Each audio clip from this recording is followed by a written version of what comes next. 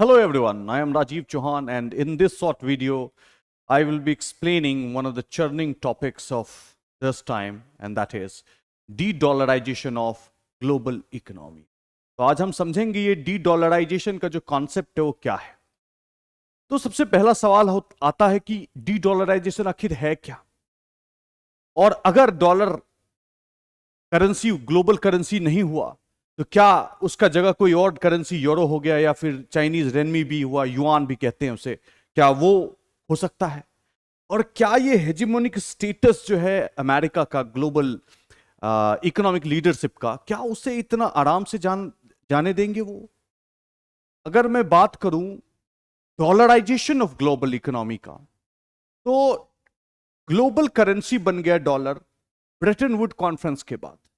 तो जब dollar pound से शिफ्ट हुआ और डॉलर बना तो वर्ल्ड वॉर 2 होने का आवश्यकता पड़ गया। तो आप समझ सकते हैं कितना बड़ा कैटास्ट्रोफिक इवेंट हुआ, तब जाके ब्रिटिश पाउंड से डॉलर में लोग व्यापार करना शुरू किए।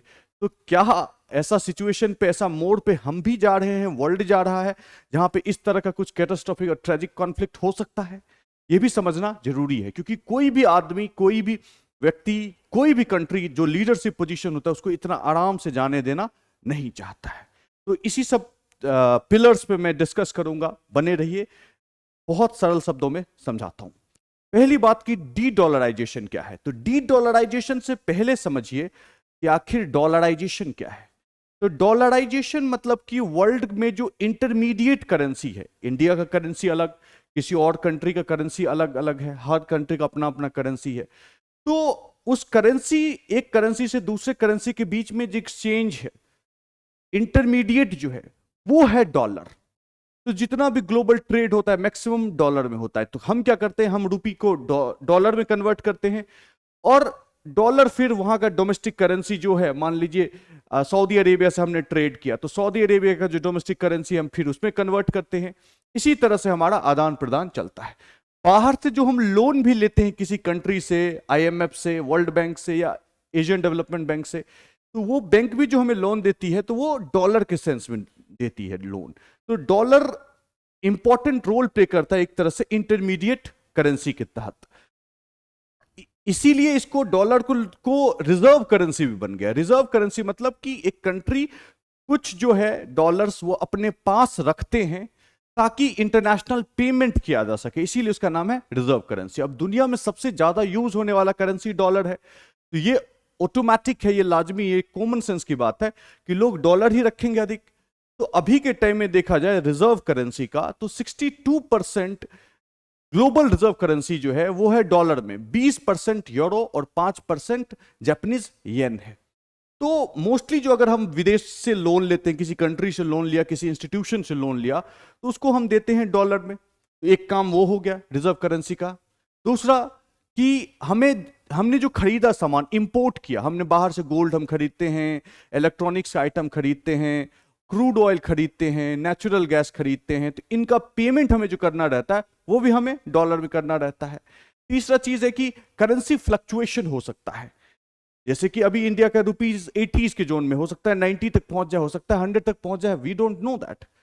तो उस जो वॉलेटिलिटी को रोकने के लिए भी जो डॉलर को पर्टिकुलरली लोग जमा करके रखते हैं ताकि ये जो स्लाइड हो रहा है उसको रोका जा सके। तो डॉलर का एज ए रिजर्व करेंसी बहुत सारा यूटिलिटी है इन दैट सेंस।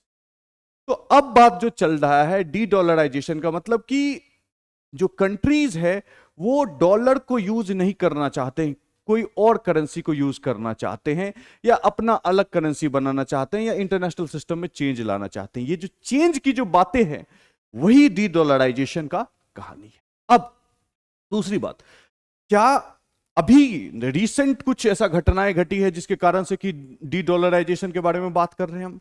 तो जी नहीं, 2007 से ही हम बातें कर रहे हैं कि ग्लोबल इकोनॉमी में हेजिमोनिक स्टेटस नहीं होना चाहिए, क्योंकि अमेरिका खुद डॉलर प्रिंट करता है, हर दुनिया का ट्रांजैक्शन डॉलर में होता है।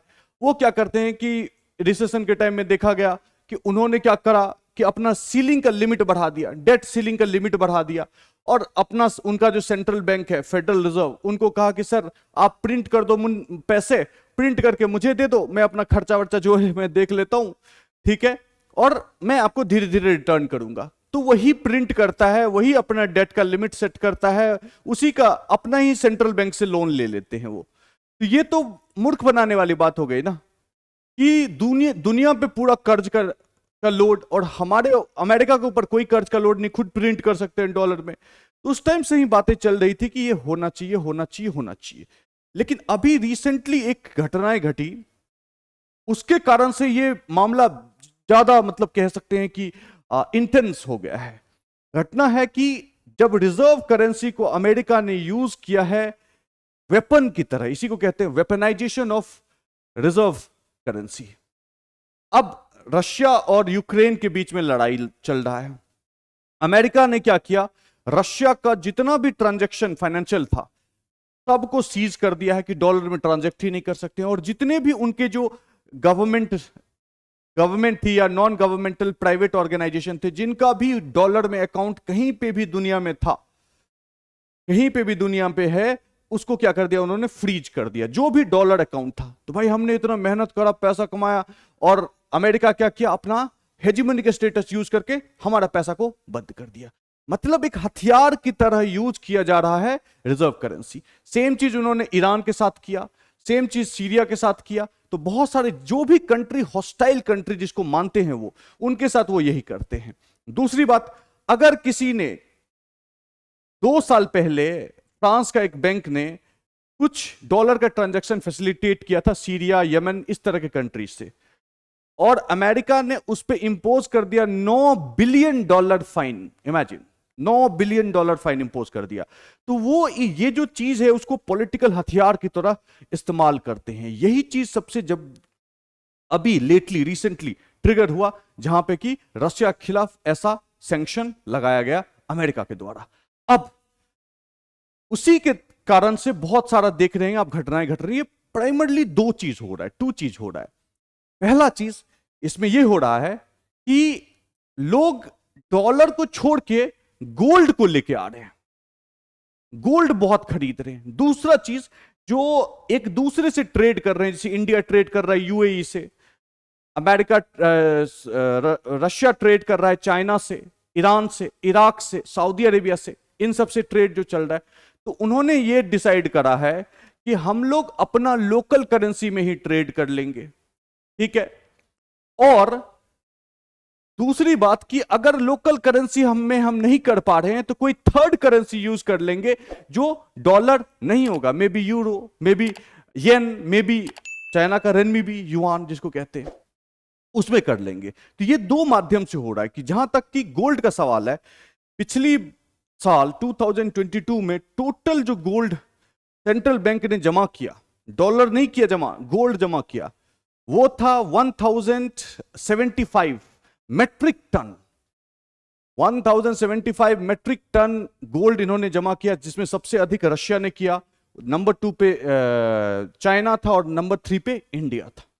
तो गोल्ड जो जमा किया वो पिछले 1950 को अगर आप देख लो, 1950 को देखो, तो उसके बाद से सबसे हाईएस्ट एक्यूमुलेशन ऑफ गोल्ड है बाय सेंट्रल बैंक। अगर 2021 का कंपैरिजन में देखें तो 21 में सिर्फ 440 मेट्रिक टन ही गोल्ड इन्होंने इकट्ठा किया था, लेकिन इस बार इतना मैसिव कर लिया। क्यों? क्योंकि डॉलर जो है उस पर ट्रस्ट थोड़ा घटा है, इसीलिए। और यही 2 फेनोमेना अभी वर्ल्ड में हो रहा है, जिसके कारण से ये चर्चा चल रही है कि डी डॉलराइजेशन ऑफ इकोनॉमी, वो ग्लोबल इकोनॉमी हो रहा है। लेकिन अब एक महत्वपूर्ण सवाल ये आता है कि क्या सही में डी डॉलराइजेशन हो जाएगा? क्या सही में डॉलर को रिप्लेस कर देंगे ये लोग? एक बहुत बड़ा, बहुत इंपॉर्टेंट, बहुत महत्वपूर्ण सवाल है। तो अब यहां पे ये समझने वाली बात है कि लेते हैं चाइना का देखते हैं कि चाइना बहुत एम्बिशियस है। चाइना चाहता है कि भाई एक ग्लोबल स्टैंडिंग बने, उनका जितना भी रिजर्व में उनका करेंसी को यूज किया जाए। तो मैं बता दूं, चाइना है तो सही, वर्ल्ड में सबसे ज्यादा ट्रेड करने वाला कंट्री है, सेकेंड लार्जेस्ट इकोनॉमी है, इकोनॉमिक माइट है, जियोपॉलिटिकल माइट भी है, लेकिन उनके साथ सर्टेन प्रॉब्लम्स है। पहला प्रॉब्लम क्या है कि ग्लोबल पॉलिटिक्स में चाइना को अमेरिका से ज्यादा बड़ा बुली समझा जा रहा है। और बड़े बड़े कंट्री हैं जो उसके कंप्लीट अपोज्ड हैं, सच एज इंडिया। तो इतना आसान नहीं होगा उसके लिए। दूसरा चीज, उनका जो रिजीम है, कैपिटल फ्लो का रिजीम अगर देखे तो बड़ा ही टाइट रिजीम है। तो उतना टाइट रिजीम अगर होता है आपके इकोनॉमी में, तो लोग नहीं चाहते हैं कि भाई गवर्नमेंट, क्योंकि टाइट रिजीम मतलब गवर्नमेंट इंटरफेरेंस, गवर्नमेंट इंटरफेरेंस मतलब कुछ भी आगे पीछे हो सकता है, और आपने अपना करेंसी को उसके करेंसी के साथ पैक करके रखा है, मिला के रखा है, तो फिर प्रॉब्लम आ सकता है उस तरह के कंट्री में।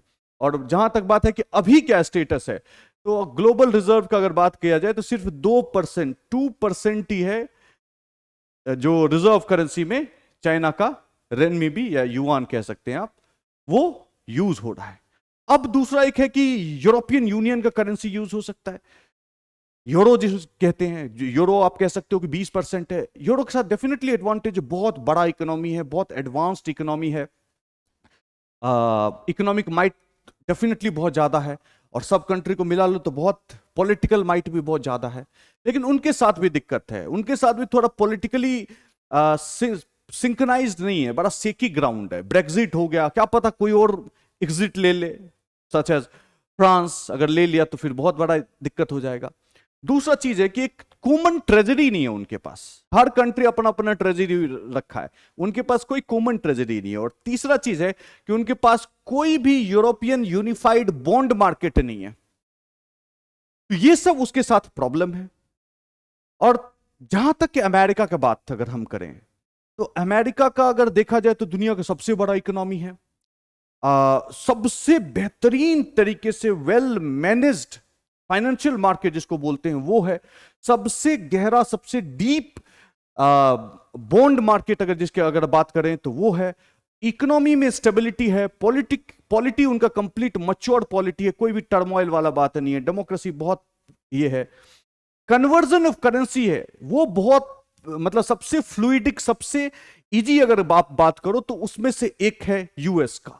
और अगर देखा जाए तो ओवरऑल ये सब चीज अगर आप देखते हैं तो अमेरिका का जो डॉलर है अभी फिलहाल में चाहे जो जितना भी बोल ले उसका प्लेस कोई नहीं ले सकता है। हाँ, धीरे धीरे 10 साल 15 साल में भी डाउन द लाइन कुछ उसका स्टेटस डाउन हो, लेकिन जहां तक कि अभी तुरंत हो जाने की बात है नहीं होगा। अभी भी 62% रिजर्व डॉलर में मेंटेन होता है। और जहां तक कि बिजनेस का बात है, ट्रांजैक्शंस का बात है, ग्लोबल ट्रांजैक्शंस का अगर हम बात करें तो ग्लोबल ट्रांजैक्शन 85% जो ग्लोबल ट्रांजैक्शन है वो डॉलर्स में होता है। तो फेथ कितना है डॉलर में आप वेल इमेजिन कर सकते हैं। अब एक और सवाल बहुत महत्वपूर्ण है, वो है कि डॉलर आखिर बना कैसे ग्लोबल करेंसी। तो इसके लिए मैं एक सेपरेट वीडियो लेके आऊंगा, बेहतरीन वीडियो लाऊंगा जिससे कि आपको समझ में आ जाएगा पूरा इतिहास की कैसे क्या था, इक्वेशन क्या था, किसमें किसका रोल कितना था इसको डॉलर को ग्लोबल करेंसी बनने में। तो आज का ये जो इशू था मैंने आपको एक्सप्लेन करा। कुछ और भी डिटेलिंग चाहिए और भी कुछ पूछना है तो आप लोग कमेंट बॉक्स में कमेंट कर सकते हैं, सवाल पूछेंगे मैं सवाल का जवाब दूंगा। Thank you very much.